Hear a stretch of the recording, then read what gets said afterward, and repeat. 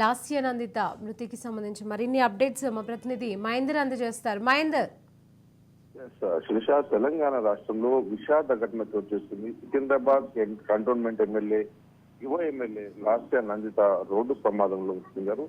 ఈ రోజు తెల్లవారుజామున కారు అదుపు తప్పి డివైడర్ ఢీకొట్టడంతో కంటోన్మెంట్ ఎమ్మెల్యే లాస్య నందిత అక్కడికక్కడే ప్రాణాలు వదిలారు. ప్రస్తుతం ఎమ్మెల్యే వాహనాన్ని నడిపిన డ్రైవర్ పరిస్థితి కూడా విషమంగా ఉన్నట్టు తెలుస్తుంది. ఈ రోడ్డు ప్రమాదం ఘటనలో ఎమ్మెల్యే లాస్య నందిత తలకు బలమైన గాయాలయ్యాయి. దీంతో ఆమెను హాస్పిటల్ చేర్చి చికిత్స అందించారు. కానీ అప్పుడు ప్రమాద సమయంలో కారులో ఎమ్మెల్యేతో పాటు ఆమె సోదరి నివేదిత, ఇద్దరు గన్మెన్లు కూడా ఉన్నారని తెలుస్తుంది. ఇక్కడ గతేడాది ఫిబ్రవరి నెలలోనే ఆమె తండ్రి సాయన్న సైతం ఇదే నెలలో మృతి చెందడం కూడా కలిసి విషయం. సో ఇప్పుడు కుమార్తె గతంలో ఇదే ఫిబ్రవరి నాడు తండ్రి చనిపోవడం, దుర్మరణ పాలవడం మొత్తం కంటోన్మెంట్ తో పాటు తెలంగాణ రాష్ట్రంలో సాయన్న అయితే తెలంగాణ పాలనలో ఆయన అభిమానులందరూ కూడా తీవ్రంగా శ్రద్ధ. ఇటీవలే దివంగత ఎమ్మెల్యే సాయన్న ప్రథమ వర్ధంతి కూడా జరిగింది. ఫిబ్రవరి 19న నిర్వహించిన క్రమంలో మాజీ మంత్రి కేటీఆర్ కూడా ఈ కార్యక్రమానికి హాజరై సాయన్నకు నివాళులు అర్పించిన విషయం తెలిసింది. సో తండ్రి ప్రథమ వర్ధంతి నిర్వహించి 4 రోజులైనా కాకముందే సాయన్న కుమార్తె లాస్య నందిత దుర్మరణం కాలవడం విచారకరంగా చూస్తున్నాం. ఇక ఎమ్మెల్యే లాస్య నందిత మృతి బీఆర్ఎస్ అధినేతకు కేసీఆర్, బీఆర్ఎస్ పార్టీ నేతలు కూడా తీవ్ర విషాదాన్ని మిగిల్చిందని చెప్పొచ్చు.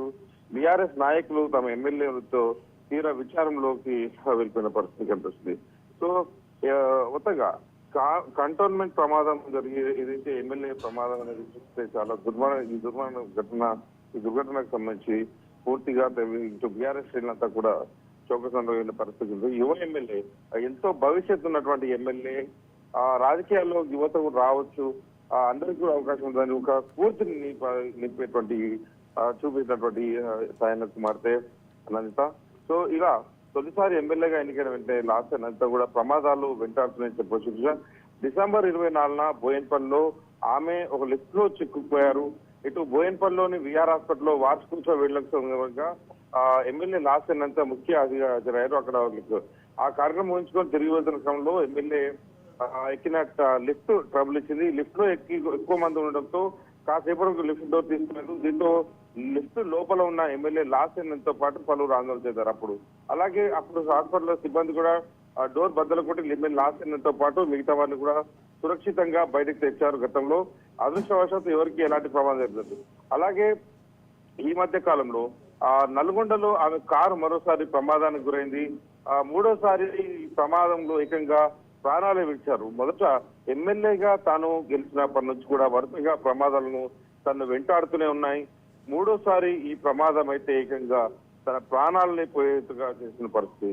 ఇటు కంటోన్మెంట్ నుంచి 6 సార్లు ఎమ్మెల్యేగా గెలిచిన సాయన్న కూతురైన నందిత గత ఏడాది జరిగిన అసెంబ్లీ ఎన్నికల్లో మొట్టమొదటిసారి ఎన్నికల్లో పోటీ చేసి ఘన విజయం సాధించారు.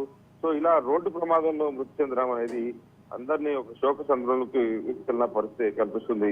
అందరు కూడా ఆందోళన చెందుతున్న పరిస్థితి కనిపిస్తుంది. అయితే పటాన్చేరు ఈ హాస్పిటల్ హరీష్ రావు కూడా వచ్చారు.